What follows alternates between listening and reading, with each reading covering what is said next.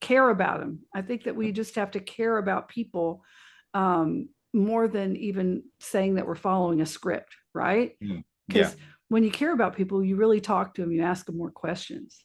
Yeah, exactly. And that goes back to what we said, right? The Mhm. heart-based leadership around this. That's what it is. I'm caring about you. You know, Jennifer, you've come to me with a problem. I'm caring about you. I want to see that you get better, or yeah, we solve the problem that you have. So how can we go about doing that? And if you can't, if you feel you can't afford this, well, what can we do, right? What's the other alternatives? And there's a coaching element to this as well. If you think about like when you have a coach, when you have a coach, Mhm. generally doesn't really give you the answer, but they ask you questions. And in your conversation with the coach, as you're thinking about the questions that are being asked, you come up with the answer. So it can be, as you say, just asking those questions, not with a view that I'm going to close this sale, but Mhm. actually coaching, right? And actually asking Mhm. that person, okay, so I get it, what you're saying. Well, what else? What could we do differently? What could you do differently? How can we, manage this? And start that kind of conversation, as you say, as a good friend would do that. If you're sat Mhm. having a cup of coffee with each other or over, Tea. Y'all have tea. I was going to say tea, but I thought, I'll make more of a coffee reference. You're Uh, sweet. That's nice. and that's what you do, right? That's what you do with two friends over a cup of tea. Yeah. You've brewed the kettle, the tea's on, and you have a conversation. Yeah, yeah, you do. So you've had a really incredible journey, and what made you decide to do Success Matters? I mean, you have this really big, corporate job. You're doing a great job. You have your own company. You're doing all this stuff. What made you decide to ask people the question of what success matters to them? Yeah, so there's I went through a period of self-discovery, a couple of years ago. I changed roles. I left a client-facing sales role, so I was no Mhm. longer in the front line of sales, and I joined the learning and careers team in Verizon.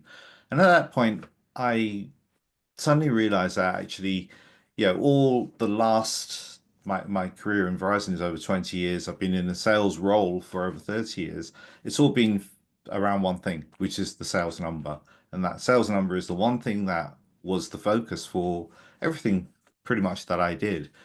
And it meant that I was working weekends, and it meant that, even on holiday, I'll be taking my phone with me, my laptop with me. Deals never stopped. That was the Mhm. thing. And now stepping out from that, it was like it was actually a shock to the system. I actually remember saying to my manager, I don't know what to do with myself because I had this rhythm, this cadence that I was operating.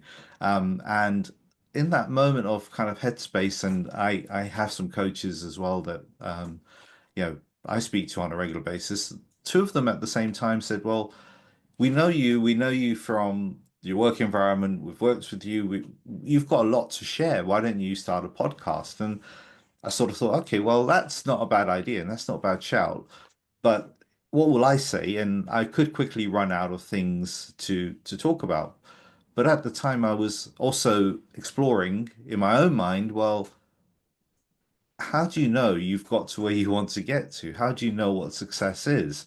And so I thought, well, actually, why don't I ask other people? And in the process, that's how the podcast was formed, and that's where I started. And so, yes, as you said in the introduction, I speak to lots of different people from lots of different walks of life about what success means to them. And we all have a story. We've all been on a journey. That journey could be one of real, complex, difficult upbringing, difficult childhood, or it could be one where the journey has just taken you on this like meandering path, and you've got to a point and you've had this moment where you say, actually, there's something different, there's something else I want in life. So every conversation is different. Every single person has a slightly different perspective, and pretty much none of them say it's the fast car, it's the fancy house, it's lots of foreign holidays. That is never in that conversation.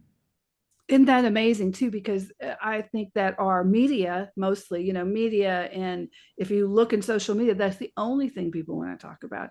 It is Mm, so just materialistic base, even though those same people will say, yes, I'm in this great location and I've got like all the Cartier jewelry on and all that. But life isn't really about all that.